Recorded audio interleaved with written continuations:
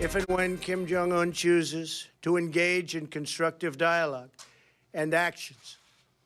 I am waiting.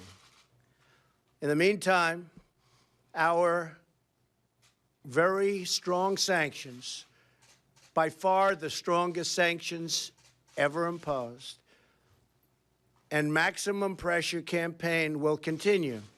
Hopefully everything's going to work out well with North Korea, and a lot of things can happen, including the fact that perhaps, and would wait, it's possible that the existing summit could take place or a summit at some later date.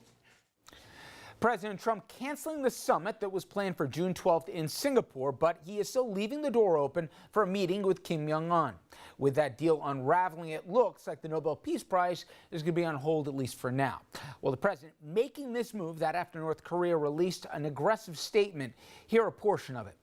Vice President Pence made unbridled and impudent remarks that North Korea might end like Libya. Military option for North Korea never came off the table. Whether the U.S. will meet us at a meeting room or encounter us at a nuclear-to-nuclear showdown is entirely dependent upon the decision and behavior of the United States.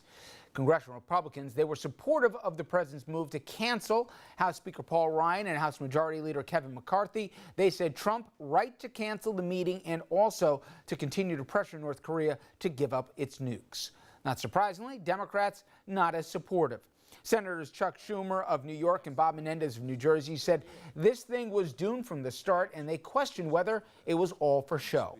Here to talk about that and more, ABC News political director Rick Klein. Rick, I'm curious, inside the walls of the White House right now, are they embarrassed by the way the whole thing went down with North Korea, or are they privately sighing relief because so many of the conditions they were hoping for weren't likely to be met here before that June deadline?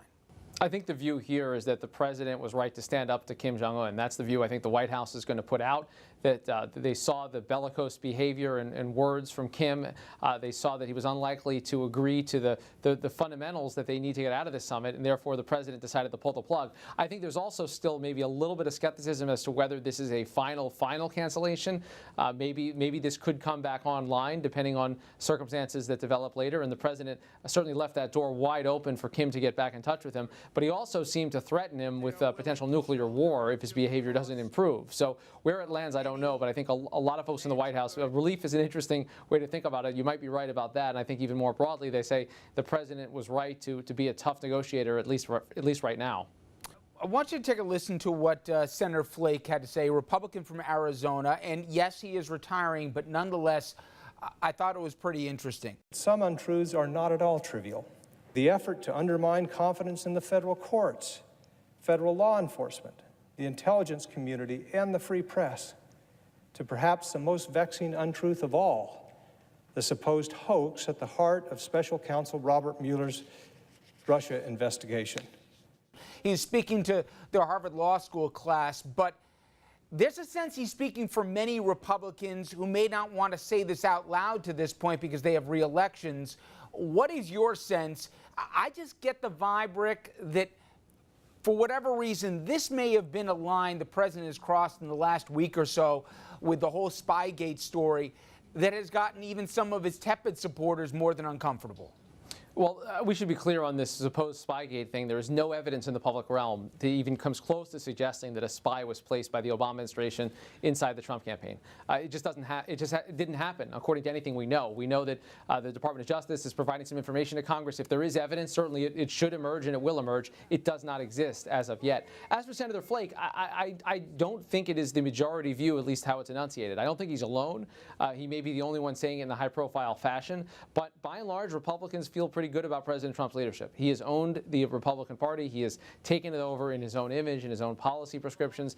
There are far more candidates running to represent the Trump banner in the midterm elections than against the Trump banner on the Republican side. So I feel like there is a growing accommodation toward him, not discomfort with. And I think you see it again with his allies on Capitol Hill who are willing to go to bat against Bob Mueller and against the investigation and for investigating the investigators rather than getting at the heart of what the initial charge about Russian meddling was all about. To that end, though, beyond the political calculation, Rick, the idea that law enforcement, federal law enforcement, and also Department of Justice and our intelligence agencies every day are being marginalized in terms of credibility.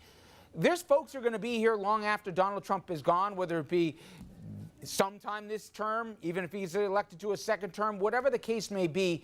Is there a fear of the lasting damages, even within Republican circles, for those institutions?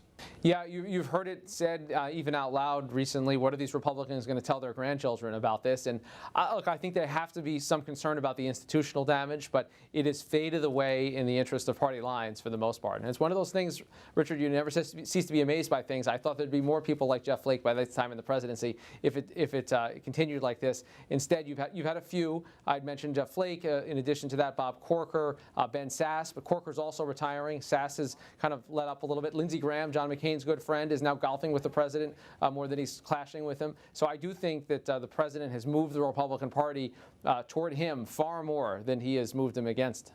Paul Ryan, does the speaker survive to the midterms, or do they make a move on him before then? The writing on the wall seems pretty clear right now. The only thing that's keeping Speaker Ryan, I think, in power now is that no one else could get to power by himself. So until someone gets a majority of House votes and a majority of the Republican conference on board, I don't think you're going to see a change. But as soon as that changes, as soon as the Freedom Caucus, that restive band of conservatives, comes on board, presumably for the McCarthy speakership, I think there is a very good chance that you'll see Speaker Ryan step away before the midterms. Good stuff as always. Rick, I appreciate the time. Thank you. Thanks, Richard. Coming up next, everybody, some unconventional things happening at the Democratic Convention in New York today. Big names spoke, and we saw a few surprises as well. Republicans also gathering, but the GOP lacking the same star power. We're going to check in on both. Stay with us.